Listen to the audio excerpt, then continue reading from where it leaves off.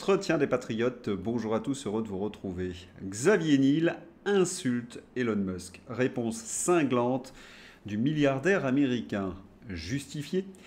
Avant de répondre à ces deux questions et traiter d'autres sujets d'actualité, vous connaissez la coutume sur cette chaîne, je commence toujours mon entretien par remercier ceux qui m'ont permis justement de le produire car ils m'ont financé à l'aide des merci rémunérateurs. Et aujourd'hui sont à l'honneur des fidèles parmi les fidèles, Philippe Bohen, Maryse Bontemps et Jacques Villiers. Merci à eux du fond du cœur. Et puis, je tenais à vous remercier pour votre fidélité. Oui, il faut aider la réinformation en ces temps de censure. Comment faire? Lever le petit pouce, écrire de gentils messages et diffuser sur d'autres réseaux sociaux. Merci à tous. On va revenir sur la prestation d'Emmanuel Macron sur l'intelligence artificielle. Très peu de posts sur X, Twitter, hier soir, pendant l'exercice d'autosatisfaction d'Emmanuel Macron. Il n'intéresse plus personne. Les gens ne perdent même plus leur temps à écrire leur détestation. Il compte les jours jusqu'à son départ. Je crois que cela résume parfaitement le sentiment général envers Macron. D'ailleurs, l'audience n'était pas au rendez-vous. 4,3 millions de téléspectateurs ont regardé Le Poudré sur France 2 hier soir. Il y en avait 9,7 lors de ses vœux le 31 décembre 2024. Et combien sur ces 4 millions qui ont coupé le son pour ne plus entendre la voix du Poudré? Il est fou, on ne le supporte plus, mais qu'il dégage, m'écrivez-vous. Alain a eu un très bon mot. L'intelligence artificielle, cela le met en transe. Oui, il ennuie tout le monde et ne fait plus rire personne. Journaliste indienne devant le président de la République. Monsieur le Président, ce n'est pas drôle. Est-ce qu'une personne à l'Élysée pourrait ramener Emmanuel Macron à la raison histoire d'éviter d'humilier encore plus la France et la fonction présidentielle? Enfin, si c'est possible, bien sûr. Mais vous finissez par connaître ce pervers. On lui explique que cela ne se fait pas, qu'il doit respecter la fonction présidentielle, qu'il représente la France, patrie du bon goût et de l'esprit. Et lui, comment réagit-il? Il récidive dans la foulée. Plug, baby, plug, in the other part of the ocean, the saying. Non, ce n'est pas une parodie, ce n'est pas l'intelligence artificielle, c'est bien Emmanuel Macron. Oui, une fois de plus, il confond la fonction présidentielle et la pitrerie. Et toujours avec vulgarité. Plug, baby, plug, cela signifie connectez-vous. Mais il y a un autre sens, on y reviendra. Macron est en train de vanter cette énergie nucléaire décarbonée. Il suffit donc de se connecter, dit-il, à tous les industriels et vous aurez une énergie abondante. Attendez là, on se pince. Voici pourquoi. Sur le nucléaire, concrètement, 14 réacteurs de 900 MW seront fermés d'ici 2035. Ce mouvement commencera à l'été 2020 avec l'arrêt définitif de 2 réacteurs de Fessenheim. Il se prolongera avec la fermeture de 4 à 6 réacteurs avant 2030. Macron voulait détruire la filière nucléaire lorsqu'il a commencé son premier mandat en 2017. Il nous a fait perdre des milliards avec la fermeture de Fessenheim. Et les conséquences sur les Français furent terribles. Que risque-t-on si l'on chauffe son intérieur à plus de 19 degrés en France? Réponse, en théorie, vous risquez 1 500 € d'amende, une contravention de 5e classe. Nous étions en 2022. Cette politique, mise en place par une communication qui ressemble à celle de la pandémie, a vite viré au cauchemar. Augmentation de prix de l'électricité, harcèlement moral, un totalitarisme énergétique en fait, qui a pris le visage sans émotion de Pannier-Runacher. Alors que des Français ont passé l'hiver 2023 sans chauffage pour réduire leur consommation d'électricité, Agnès Pannier-Runacher leur demande de continuer leurs efforts. Épouvantable. Macron a donc exigé des Français, en fermant toutes ces centrales nucléaires, qu'ils se serrent la ceinture au niveau énergétique, qu'ils ne se chauffent plus qu'à 19 degrés. La fin de l'abondance, disait-il, en 2022. Macron, le 24 août 2022, nous vivons la fin de l'abondance. Et oui, pour les gueux, électricité plus 10% et le gaz plus 5,5%. Et d'autres augmentations vont suivre. Et là, le visage enfariné, il vient brailler devant des patrons que l'énergie est abondante pour leurs entreprises. Un véritable scandale. Et cela s'appuie, comme d'habitude, sur des mensonges XXL. Philippe Béchade, Cocoricoac, comment ces journalistes peuvent-ils le laisser mentir de la sorte? Il voulait fermer 14 réacteurs à l'horizon 2030. Notre pays s'est désindustrialisé depuis 2017. Les prix de l'électricité ont explosé depuis 2021, 3 fois plus cher qu'aux États-Unis ou qu'en Chine. Et en plus, quelle mascarade malsaine. Emmanuel Macron imite Donald Trump. Il a toujours le besoin de se mesurer, de défier, d'imiter, comme un adolescent de 16 ans. Macron, c'est la grenouille qui veut se faire plus grosse que le bœuf américain. Et bien sûr, Emmanuel Macron chasse en meute. Xavier Niel à la rescousse. Xavier Niel traite Elon Musk de, pardonnez-moi l'expression, connard. Xavier Niel qui restait silencieux avec la fuite des informations de Free concernant tous ses abonnés. Et il ose encore la ramener. Méfiez-vous des gens qui font semblant d'être cool. Ce sont les pires. Réponse cinglante du propriétaire de X. Ce type, Xavier Niel, a été envoyé en prison pour proxénétisme. Une note de la communauté. Poursuivi du chef de proxénétisme aggravé, Xavier Niel a bénéficié d'une ordonnance de non-lieu le 30 août 2005. Si vous avez visionné mon entretien sur Candace Owen, sur les relations Xavier Niel, Mimi Marchand, vous savez que c'est un peu plus compliqué. Un rappel s'impose. Xavier Niel, c'est l'industrie du sexe. Nous sommes au milieu des années 90. Il est présenté par le Parisien comme un gérant de services Minitel et de publications spécialisées dans le porno, diffusées notamment au Royaume-Uni. Il faut donc savoir que Xavier Niel a commencé sa carrière dans le porno parce qu'il était l'associé de Fernand de Welter, son père spirituel, celui qui l'a lancé dans les affaires, qui était lui-même producteur de porno, de revues pornographiques, qui possédait des sex shops, nous y reviendrons, et proxénète. Xavier Niel lui rachètera les parts de sa société, donc, qui était productrice de films porno. Jusqu'à aujourd'hui, Xavier Niel est resté dans ce milieu. D'après un rapport du Centre canadien de protection de l'enfance, publié en 2021, Free, que possède Xavier Niel, héberge environ 50% des images criminelles sur les enfants pornographiques recensées sur Internet. Xavier Niel est un proche d'Emmanuel Macron et il n'a jamais été inquiété pour cela.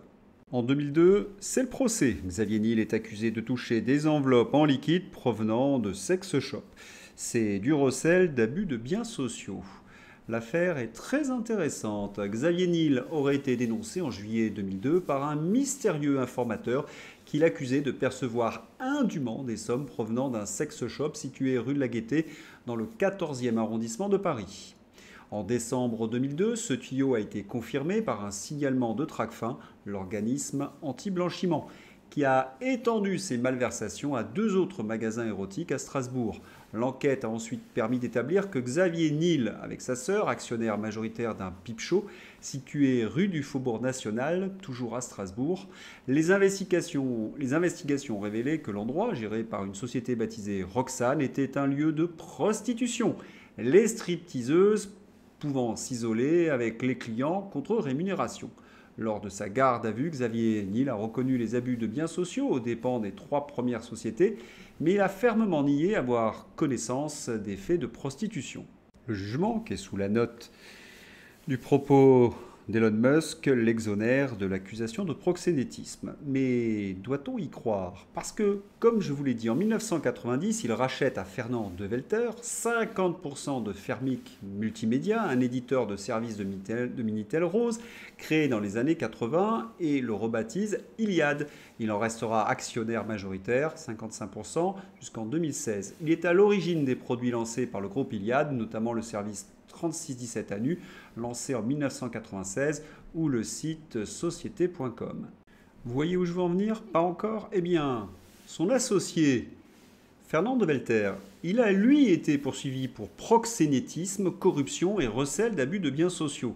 C'est-à-dire l'associé de Xavier Niel a été accusé de proxénétisme et pas Xavier Niel, alors qu'ils étaient, si vous me pardonnez l'expression, cul et chemise. Xavier Niel, son associé père spirituel de Welter, a été condamné pour proxénétisme. Pas Niel. Curieux, Niel touchait de l'argent liquide on dit 5000 francs, d'un sex shop qui pratiquait la prostitution. Et il ne le savait pas de son associé qui travaillait dans le porno. Curieux, non? Autrement dit, Xavier Niel travaille dans le porno avec De Welter depuis 25 ans, mais il ne sait pas que son associé, son père spirituel, pratique le proxénétisme. Ben voyons. À l'audience, Xavier Niel a reconnu les faits, l'argent liquide, et expliqué qu'il avait abandonné la plupart de ses intérêts financiers dans les entreprises du sexe en 1999. Le parquet a fait remarquer qu'il les avait transférés à des membres de sa famille. Xavier Niel est un des soutiens d'Emmanuel Macron. Est-ce que cela nous étonne? Et qui est le connard, Xavier Niel ou Elon Musk? Je vous laisse juger. Ferrand au Conseil constitutionnel, cela se précise. Emmanuel Macron nomme un de ses amis, Richard Ferrand, à la tête du Conseil constitutionnel. Mitterrand l'avait théorisé, avec 50 amis bien placés, on tient le pays. Conseil constitutionnel, Conseil d'État, Conseil de la magistrature, Arcom, etc. Richard Ferrand incarne parfaitement ce socialisme, cet opportunisme, cet affairisme. Un cabinet de conseil a utilisé Richard Ferrand comme cheval de Troie au Parlement. L'ancien président de l'Assemblée nationale a été mandaté par la multinationale Accenture pour affaiblir la loi sur l'encadrement des activités des cabinets de conseil. 2 ans après l'affaire McKinsey, selon des informations de Mediapart. Nous étions en février 2024. Et au Conseil constitutionnel, il rejoindra quelqu'un qui l'a bien aidé. Donc Richard Ferrand va siéger au Conseil constitutionnel avec Véronique Malbec, qui était procureure générale de la Cour d'appel de Rennes quand la procédure sur l'affaire des mutuelles de Bretagne a été classée sans suite par le parquet de Brest. Vous vous rappelez de cette affaire? Richard Ferrand était accusé de prise illégale d'intérêt dans l'achat de locaux. Une affaire classée sans suite donc par ce procureur Malbec, bien récompensé par la suite. Étrange, étrange, jugé par vous-même. Donc, la maîtresse de Richard Ferrand à cette époque achète des locaux.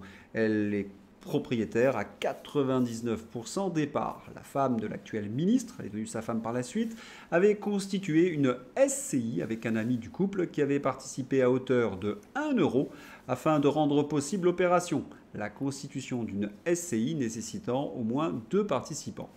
En février dernier, l'ami aveyronné du couple Ferrand-Doussin, donc Doussin c'est la maîtresse de Ferrand, a revendu sa part unique à l'une de leurs filles, une note l'hebdomadaire.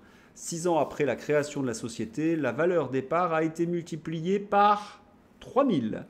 Sans avancer un centime, la femme du conseiller régional de Bretagne s'est ainsi constituée un patrimoine de 402 000 euros, intégralement financé grâce au loyer de la mutuelle de son mari, Richard Ferrand. Les lieux seront intégralement rénovés et sans contrepartie, aux frais des mutuelles. Tiens, pour un montant de 184 000 euros, ajoute le Canard enchaîné.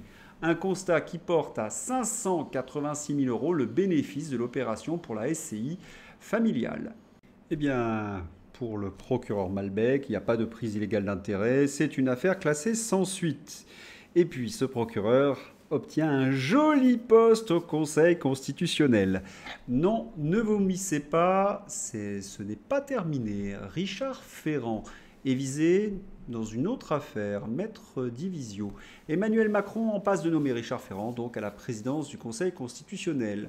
Ferrand a potentiellement commis l'infraction de faux témoignages devant les juges en charge de l'enquête Covid, si on en croit les auteurs du livre Le juge et l'assassin, Davé et l'homme, journaliste au Monde.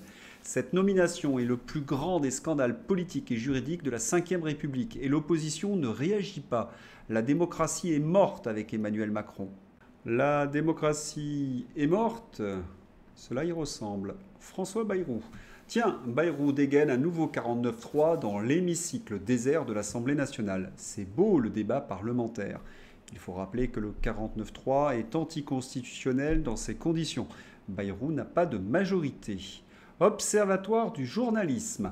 Martin Hajdari, nommé par Emmanuel Macron à la présidence de l'Arcom, a été condamné en 2020 pour l'attribution de 57 contrats, se chiffrant à plusieurs dizaines de millions d'euros, passés sans appel d'offres par France Télé, alors qu'il était directeur délégué aux finances.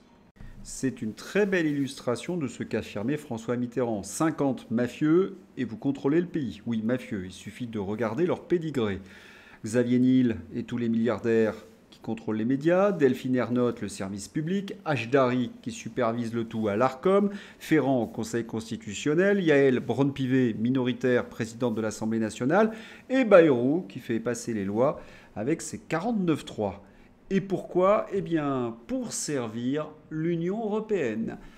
Ursula von der Leyen tente un coup d'État de l'Union européenne contre la France. Il est temps de prendre entre nos mains la sécurité et la défense. L'Union européenne veut voler notre armée et notre police, devenir une vraie dictature, en sortir vite pour s'en sortir. Oui, Frexit. Tous les partis qui veulent rester dans l'Union européenne se font complices de ce coup d'État contraire aux droits et aux traités signés. Ils se cachent derrière un prétendu manque de courage des Français pour masquer leur propre manque de courage à eux, au système. Ça finit immanquablement par la France est trop faible économiquement et on ne peut pas s'en sortir seul. Restons en dictature et laissons l'effondrement du pays continuer. Ça a un nom, c'est le manque de coronesse. International toujours avec l'Allemagne. Enfin, quelques bonnes nouvelles. L'AfD, qui veut quitter l'Union européenne et l'euro, passe à 25% au niveau national, nous explique Florian Philippot. Oui, c'est énorme. Il n'est plus qu'à 2 points d'être en tête. La CDU en baisse à 27%.